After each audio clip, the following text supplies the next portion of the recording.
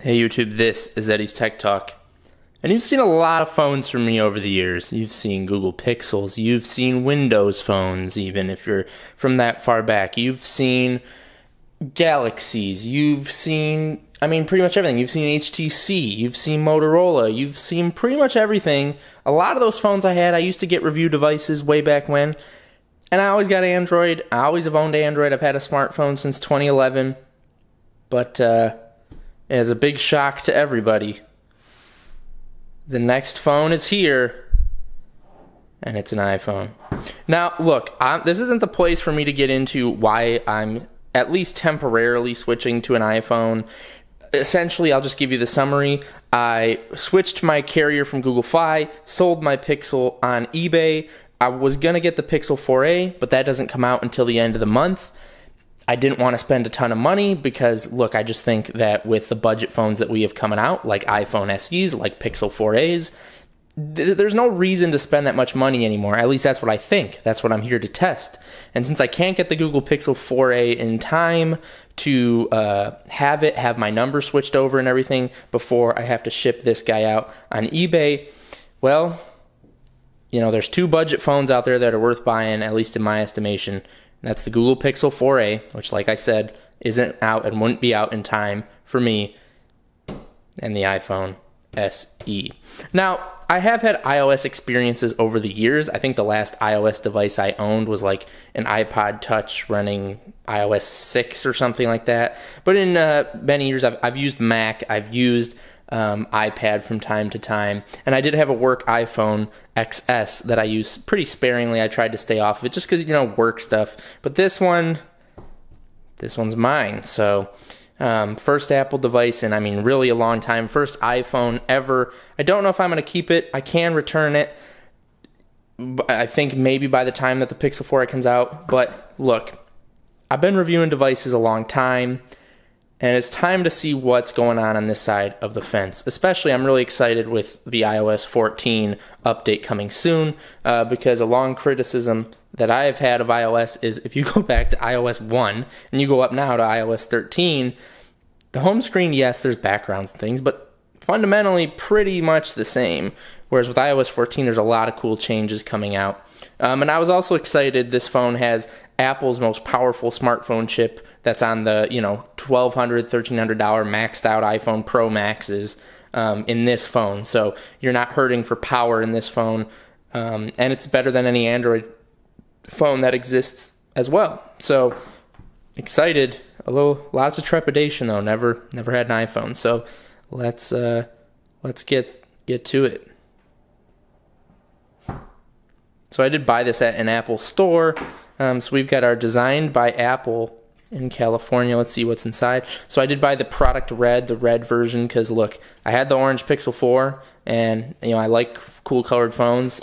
Red, we like that. And I believe, it does say in partnership with Red, you're going to HIV/AIDS programs. So that's typically what red goes to. Red, the color of blood. And I'm not sure what they're doing now because I think there is some kind of coronavirus aspect to product red now, but some portion of this supports a good cause versus your black and your white, so I like that. So what else do we get? Welcome to iPhone, side button, hold to turn it on, press to sleep and wake, Touch ID, which I actually like. Watch my Pixel 4 video for my criticisms of the face unlock with Pixel. Yeah, Face ID on the iPhone, I've used it extensively with my work iPhone. It does work awesome. However, right, in this mask world, having a fingerprint sensor, pretty cool. What else do we have here? SIM card removal tool. I'm going to need that in a little bit here. Some legal stuff. We have Apple stickers. Look, I'm no Apple fanboy, so these ones are probably just going right in the trash. But anyway, Designed by Apple in California. I had to put a screen protector on here, so that's why it's bubbly. But let's pull her out and get a full look at it.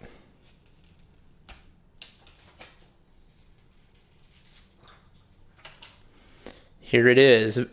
First impressions holding the device is just the premium build. I really like these metal sides.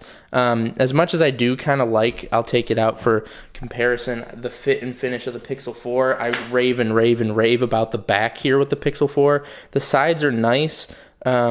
but these sides are even more premium, so I really like that. We do have a glass back here, pretty shiny. We'll see if it's a fingerprint magnet. Single camera and a flash. Looks like a microphone perhaps right here too.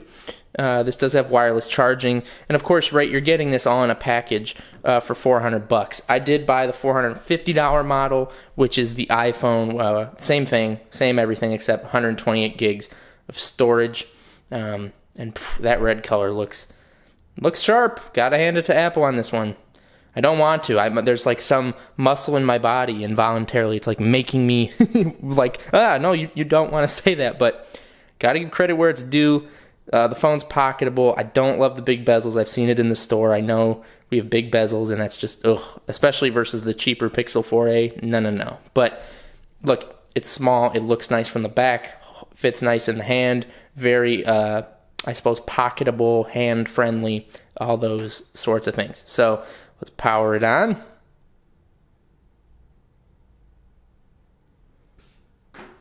And we do get headphones in the box, which is okay, I guess. I got these with my work iPhone. Meh. I mean, they're fine. It's a lightning port. There's no headphone jack. We do have our lightning cable, which, wish they would go to USB-C, but look, I knew what I was getting into here. We've got our charging brick, and I'm going to knock Apple.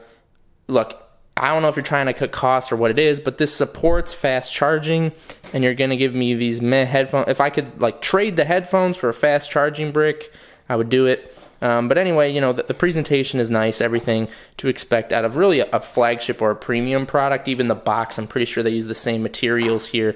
So, you know, that's nice. It makes you feel like you're opening an iPhone, which, of course, you are. When I've bought some cheaper devices in the past, you can tell even in the unboxing experience, yeah, they cheaped out on the box too. And Apple didn't do that here, so that's pretty great.